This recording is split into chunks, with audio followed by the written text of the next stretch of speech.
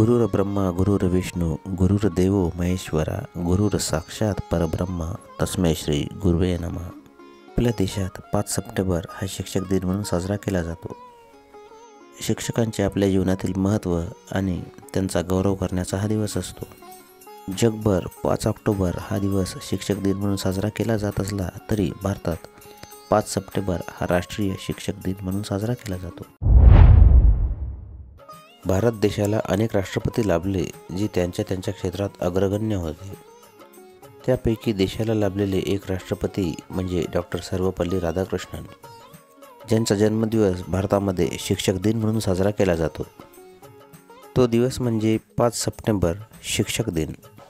या व्हिडिओच्या माध्यमातून आपण डॉक्टर सर्वपल्ली राधाकृष्णन यांच्याविषयी माहिती जाणून घेणार आहोत.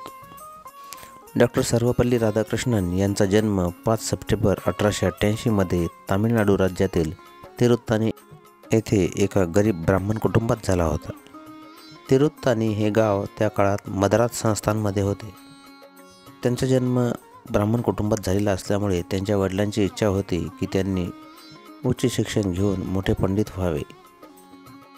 जेव्हा राधाकृष्णन यांना शाळेत टाकण्यात आले त्यावेळेस ते अभ्यासात फार हुशार निघाले.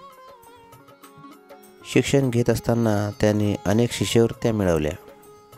त्या शिष्यवृत्त्यांच्या भरोशावर त्यांनी कॉलेजमध्ये प्रवेशही मिळवला. आधी ते वेल्लोरच्या हुर्री कॉलेजमध्ये गेले.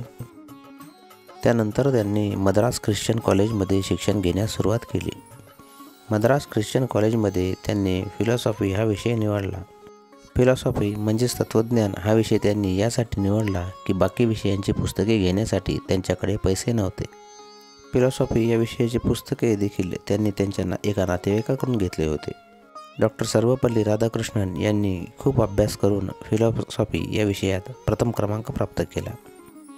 सोबतच त्यांनी वयाच्या 20व्या वर्षी स्वतः वेदांत तत्त्वज्ञानावरील प्रबंध या विषयाचे लेखन केले. ते लिखाण सर्वोत्तम म्हणून घोषित पण करण्यात आले होते. अशा प्रकारे त्यांचे जीवन एक वेगळे वळण घेत होते. स्वकर्तृत्वावरच त्यांनी अनेक गोष्टी मिळवल्या.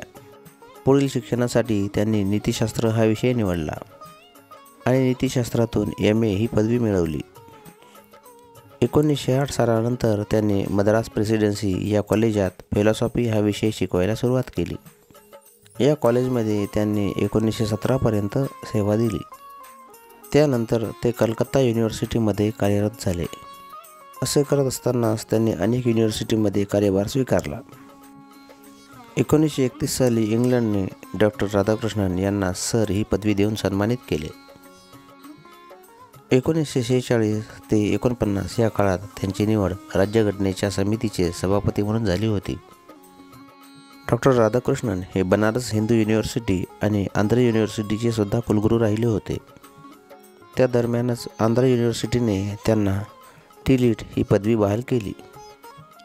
डॉक्टर राधाकृष्णन यांचा विवाह लहानपणीच म्हणजे 16व्या वर्षी शिवकामो नावाच्या मुलीशी झाला होता. त्यांचे वैवाहिक जीवन बऱ्यापैकी होते. त्यांना एकूण 6 मुले आणि मुली होत्या. त्यापैकी एका मुलाचे नाव त्यांनी सर्वपल्ली गोपाल असे ठेवले होते.